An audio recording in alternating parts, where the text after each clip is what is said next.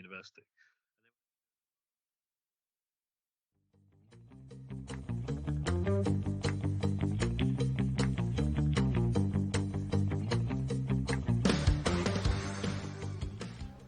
Hello and a very warm welcome to the programme. Welcome to BU Today, Bournemouth University Today. Now, you may have just heard my guest who was commenting, is this your music? You'll find out why he said that later. But no, the title music is just a piece of production music that gets us into Bournemouth University Today. Now, the guest I've got is a very, very special guest.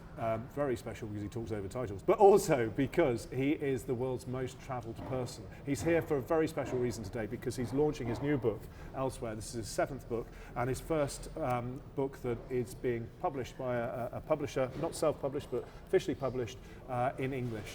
So it's quite a landmark moment. I have one of his older books here, which we'll talk about later. And we're also, stay tuned, because in the second half of the programme, we're going to talk about a Guinness World Record that the two of us took part in. But before all of that, let's meet him. Let's meet Gunnar Garfors. Good afternoon, sir.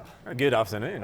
Thanks for having me. How are you today? I'm brilliant. You know, we're in Falmouth, not Falmouth, Bournemouth.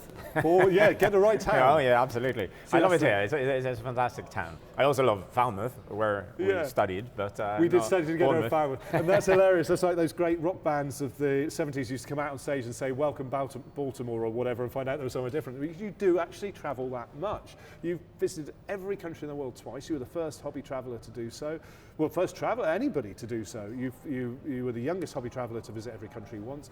All of these firsts and Guinness World Records, etc. I mean, just give us a flavour. What's it like to travel so much and so often? I love it. The main bit is to get to know people from different cultures and different countries. It's always what gives me the most. It's talking to the people that actually live there. A lot of us, when we travel, we typically travel with someone from our own country, our own culture, and then we form some sort of a small group, and we don't really get in touch with the people that actually live there. So traveling alone, I do that quite a bit, and when you're researching a book, that's really the only way to do it in order to get under the skin of the experts, namely the locals. Absolutely. Now, you've flagged a couple of things we're going to come back to. So again, I'm going to say to the people at home, stay tuned, because we're going to talk about the cost of this, environmental and financial and everything else, and get into the nitty-gritty of it. But let's concentrate, first of all, on your book, because that's why you are here today. Called Elsewhere. It's called different things in different languages, I believe. It is actually, yeah. The first one came out in Norwegian, and there it's called Ingen stad, which means nowhere. Right. But my agent, they thought in English, Elsewhere was a better title, so we went with that. In Hungarian, it's called Where Only Birds Go, so which is much more poetic. So maybe I should have gone for that one in English as well. Birds go, yeah, you could, yeah. But no, I mean, this is great. The world's least visited country. So go on then, tell us, what are the world's least visited countries? Well, you know, they are spread around only 3 continents. Most of them are in Africa, 11 of them. 6 of them are in Oceania, in the Pacific, and the last 3 are in Asia. Right. So you can kind of divide them in 2. Either they are small or unknown with poor transport possibilities, typically small islands, or they are in conflict or at war, which makes a lot of people quite reluctant to go there for natural reasons. Yes, but of course you go anyway. Well, you know, there's always somewhere safe, or almost always somewhere safe, even in a war zone. So I'm not a war chaser. I never go to the front line or anything like that. That's not what I'm after. So I'm after speaking to people that actually live there and trying to get an understanding of their backgrounds and their cultures. Don't have normal everyday experiences like anybody else. You know, people still live in these places, absolutely. Now, before we go any further, we do actually have your publisher, your English publisher. Oh, that's scary. I interviewed him yesterday. He said very nice things. Oh. Let's find out exactly what he did say. I was asked to do an interview for Falmouth University, which is where I went to university. And they wanted to do an alumni interview where they just interview people from the past who have been to the university. And they wanted to do one with me because I was in the military before I joined the university. I've survived a stroke since. I've been awarded a medal, loads of different things. It was quite an interesting, far-reaching thing. And when I looked through, I was just curious. What other alumni does the university have? And I discovered Gunnar had gone to the same university as me. And I looked it up, and I was just like spellbound by everything he does and his journey and his work and all of that. So I got in touch and we started speaking. And then in very Gunnar fashion, Gunnar came over to Aberavon here in West Wales. was just like, I'm going to pop over. And then the next thing you know, he's here, which is fine because sometimes I will WhatsApp him and he'll be like, oh, good. At the moment, I'm in the Democratic Republic of Congo or I'm in Mauritius or whatever. He just travels. And then we started talking from there. And we grew a publishing relationship out of that. And is this the first book that you've published with Gunnar, or? Yeah, this is the first one. There's because he's so um hyper talented, I think is a nice way to say. So hyper talented. He's always got new books and new ideas and new things in the works. But this is the one we decided to go for first. And it had been kind of self-published before. But it's nice to put it out in a more traditional publishing model to try and give it some more push and allow it to have a bigger reach. Hyper talented. I paid him a lot to say that, actually. You must have done. That's awesome. Lovely. And he also, there's a few other things he said there. He said, very Gunnar fashion. I'm very aware of that. Pop over. You do seem to do that on your way to South Sudan. You popped in once to me. But yeah, this is all sort of perhaps because the world is now a smaller place, and I think you probably perceive the world as much smaller than a lot of us. It's I'm easily traveled, let's say, and the world has opened up in many ways. There are more cheap airfares, visa regulations have changed, usually to the better. So it's much easier, and of course with the internet, the information availability is much better than before. When I started traveling back in the 90s, the internet was not really around. So then researching how to get to various places and what to do there and what to see, who to meet was much more difficult than it is now. And talking about very Gunnar fashion, I believe you started travelling as the result of a bet around the stands. Is this correct? Well, I don't know. I told a friend of mine, Ola, a Norwegian guy, that I was going to visit every country in the world. And he said, no way you're going to do that. So that turned into a bet. And I won it, and he gracefully, the bet was about one beer for every country. Oh, right. And this was in, when was this? 2010, I think. And back then there were only 197 countries. And then South Sudan. UN recognised countries, yeah? Yeah, UN, well, there are 193 UN countries, oh, right. 2 UN observers, and then there were 3 other countries that are acknowledged by at least 10, 15 UN countries. That's Kosovo, Taiwan, and Western Sahara. So okay, that's 198. Sorry, yes, good point. But back then, that was before South Sudan was an independent country.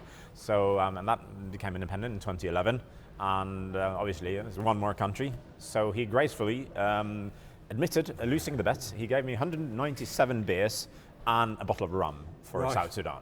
Right. But I thought, didn't you go to Afghanistan and Kazakhstan and do like the? Yeah, that's how it started in 2004. And I was with my brother Eystein. We were talking about going somewhere a bit special, and so not France or the US or the UK. And we read a report in the local newspaper about some engineers visiting Norway, or my region in Norway. Talking about hydropower, learning about hydropower in Norway. They're going to take that to Kyrgyzstan, where they're from. Only Kyrgy what? And we started researching, and we said, oh, let's go to Kyrgyzstan. Yeah. And then we checked the prices, and they were really, really high. So we said, we can't really afford that. And this was a weekend, back at work on Monday. This was before smartphones, so you didn't really check your emails over the weekend. On Monday morning in the office, I see an invitation. Worked at Norwegian Broadcasting Corporation at the time to do a presentation in Kazakhstan, which is a neighboring country. Exactly at the same week, we were planning to do this, initially. And my brother, he was a teacher then, so it was an autumn holiday, and it just fit perfectly. So I called him and I said, "You're not going to believe this, but I've been invited to do a talk. They're going to pay my trip, so I'll pay half of yours." And suddenly it was affordable, and we went. Amazing. Did you meet Borat? I am Borat. You are, to a large extent, you are indeed Borat. That foreigner in a strange land type syndrome. Wonderful. So let's get back to the book though, because we're moving off subject a little bit. This is the least visited countries. Now I know, again, I've got another quote from your publisher. Let's have a little listen to him just to frame up where he sees this coming from. No, I think with the book, I think one of the most interesting things for me, and it might be interesting for other people, is that North Korea isn't on there. Because that's the thing, people always expect North Korea to be the least visited country in the world, but it's not. And I think that opens up the facet of why Gunnar has done this as well, is because it sort of negates a lot of stereotypes and assumptions and presumptions about the world that we have. and because I would have assumed it was on there, and it's not. And I think by reading through this, because there's a lot of these least visited countries that look absolutely splendid, and I think there's an assumption that these countries must be war torn and struggling and dictatorships and all that. And in his intro, Gunnar specifically advocates against that and says it's not necessarily, that's not the reason it's the least visited countries. And I think hopefully it will lead to a more open-mindedness about travel, which would be lovely to see. Yeah, and I mean, that's exactly what I thought. Least visited countries, that's got to be all war zones and some terrible places people don't want to go, but not necessarily true. No, absolutely not. A lot of island nations with stunning beaches, great surf, really, really friendly people, good food, etc. It's a hard life. It's a hard life, somebody has to do it. So. Yeah. But yeah, you have in Oceania, in the Pacific, there are 6 countries there. There are among the 20 least visited. You have Sao Tome and Principe, it's an African island country. So is Comoros. So no, you have some really fantastic places. Then again, you have some war-torn countries as well, unfortunately. It's never nice to experience a country at war and the trauma that follows that. But there are currently over 80 wars around the world. So, this is and part of life. As you said, you don't have to go to the front line when you go to a war-torn country. War-torn countries are big areas with a range of people, and there are people having everyday lives. Absolutely, yes. And so I'm not a war chaser. I'm never going to the front lines. But typically, there will always be a place where you can actually go in a country at war, or you have to wait the war out. That's another option. You have to think about, if you go to a country at war, they might be lacking food, water and everything. So traveling then as a tourist for your own good and then taking out of the resources is probably not what you really should do. So quite often it's good to wait a war out. And I suppose we are going down that road of now thinking, well, hang on, if you're traveling the way you are, maybe you are just ticking boxes to a certain extent. But actually, before we talk about that, let's have a look at our Guinness World Record and a little trailer for it, Continent Run. Continent Run, 5 continents in just one day. Istanbul is a city famous for being on 2 continents, and a lot of tourists come here to visit those 2 continents in the same day. That'd be too easy, so I'm going to visit 5 countries on 5 continents in the same day. Do you want to find out which ones? Follow me.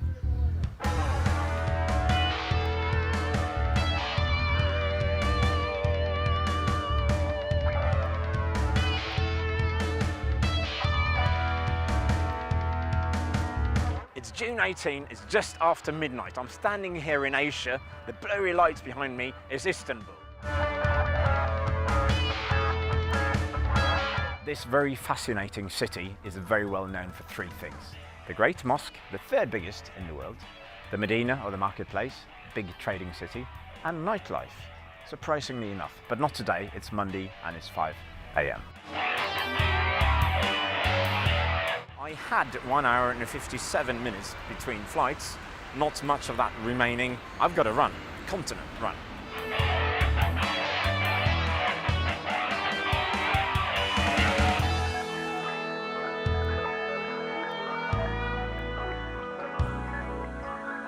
I am going to test the water before we run off to the airport to get to continent number 5. We're running out of time. Check in 20 minutes.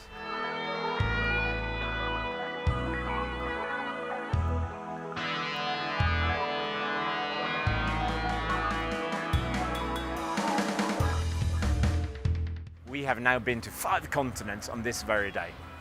5 continents. It's absolutely. Put it there, Gun. Absolutely shattered. Time for bed, I think. Well, very, very soon, but we're going to have to celebrate first. 5 countries, 5 continents. That was an incredible day, followed by a legendary night. Do watch this space, though.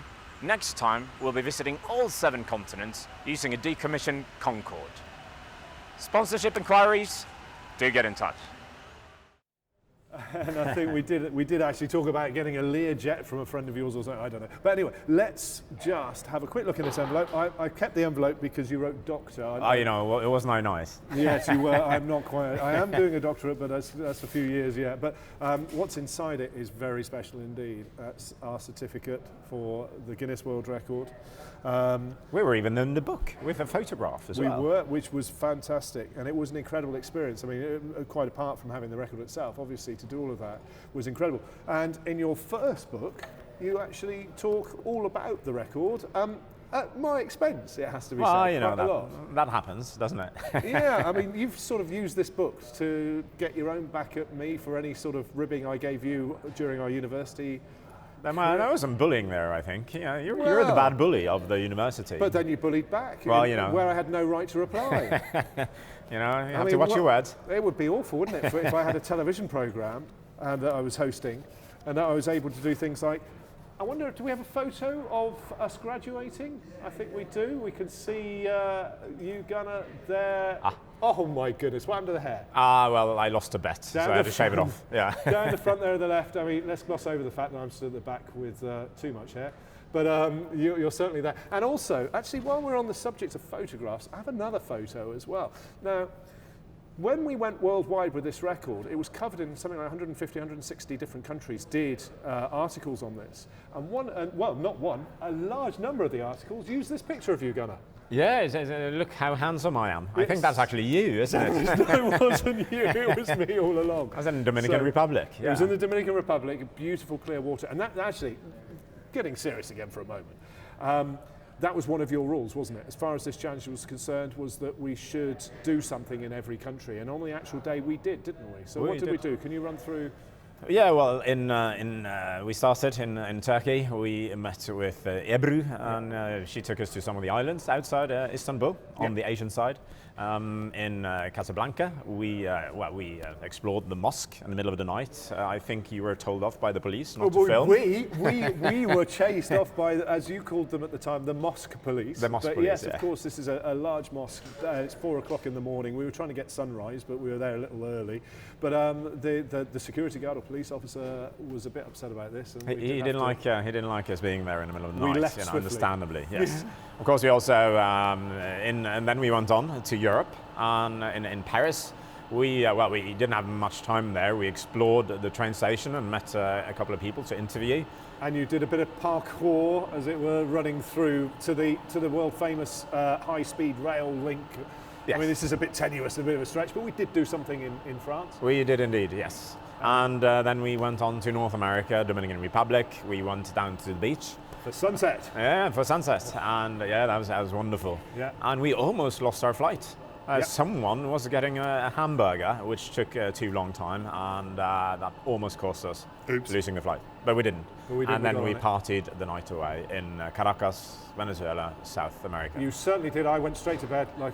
Obviously, I was very good. Always a sensible man. Indeed. And then we spent a few days coming back, 10 days I think in total, filming inserts and bits and pieces. So, but everything I think you saw in that, yes, in fact, everything in that trailer was shot on the day, because that was edited the following day, wasn't it? And up on social media. Indeed. Which is early. I mean, it was 2012 we did the record, so to use YouTube in that way was just starting to happen, wasn't it? Now, there is something I wanted to talk about, and I think this is probably the forum and the best place to put this finally once and for all to bed. Now, as we left Istanbul, you think you crossed the line into security or into the non-country part of the airport first, is that correct?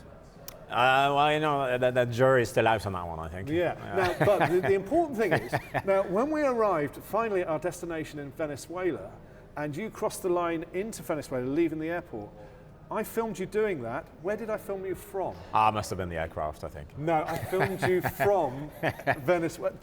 What I'm getting at is surely I set the record. Yeah, so you did slightly faster than me, you reckon? No, not fast, it's not about speed. I was just there first. There you go, yeah. So the first person sets the record. But I was the first one to get a stamp into Venezuela, so that kind of offset. You know, you have to officially enter. Yeah, this one will run and run. This one will run and run. It has run and run already. No, that's all cool. No, I mean, we set a Guinness World Record. We've seen the certificate. It has other people have equaled it now. Is that right? Yeah, a couple of people, Norwegians actually. Of course, Norwegians. Yeah. You know, we got a lot of PR, a lot of press in Norway about it. So that inspired 2 guys from up north to do the same. So they equaled our record. But we were first. And that's an important thing, isn't it, when you set a record, that it should be able to be equalled or even beaten if somebody is going to be really motivated. I'm not sure how they'd achieve it, but it is perhaps possible. Have you tried to? Are you going to try and break it at some point? Probably not, no. I mean, this is, it's nice to have this sort of record, but you can't really beat it. I mean, we can do it faster, obviously, that's possible. And if you don't really do anything in the different countries, you can probably do it a couple of hours faster. And to be fair, we did play around with time zones. We flew westwards, so we didn't do it in 24 hours. I think we used 27 hours and 20 minutes. Just under, wasn't it? Oh, it was just over, but it was all in the same day, so Yes. it was kind of playing with the with visa time stamps zones. are on the same day, which is how the record was established, wasn't it? Yes. The passport stamps. So yeah, that was wonderful, and it took quite a long time for Guinness World Records to approve it. Yeah. So I remember I was told about this in Amsterdam, so that turned into a big party, as you can imagine. Well, I was very, very chuffed to receive the certificate. Thank you very much for that. Now, of course, what I said earlier on was that we were going to discuss a little bit about the cost of all of this. And I remember we did do this in Venezuela at the top of the mountain as well, which I've got on interview somewhere, a lovely video interview. But you do have a few things to answer here, because the environmental cost, yes, is of travel, but there's things to offset that. How do you feel now about people saying, well, why are you doing all this travel and what are you causing to the planet? No, I think you have to look at the whole picture. Yes, traveling does cause CO2 emissions.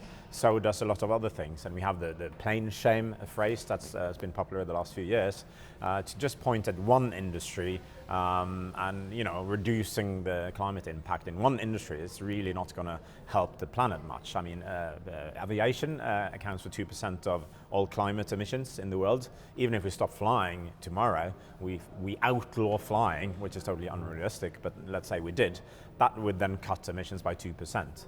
We should rather try to cut emissions by, let's say, 30 to 50% within aviation, within textile productions, within normal transport, I mean land-based transport, within all Food fields in the production, world. etc. Absolutely. And I guess at the end of the day, you are trying to minimise your flights in that you will fly the long haul and then travel land. Yes, as much as possible, and it's a much better way to see various places, is to travel and also to meet people, locals. You travel by bus or a scooter or a tuk-tuk or a camel or even cargo ships or whatever, trains, buses. You get in touch with people, you see more, and it's all about exploring each and every country. It's not about ticking them off. Some people do that, and I mean they even count visiting a country having only been to the airport, but what's the point really in doing so? I know you have those stories, but we just don't have time to talk about here. Some incredible stories and machine guns and all sorts of things and threats and blah blah blah.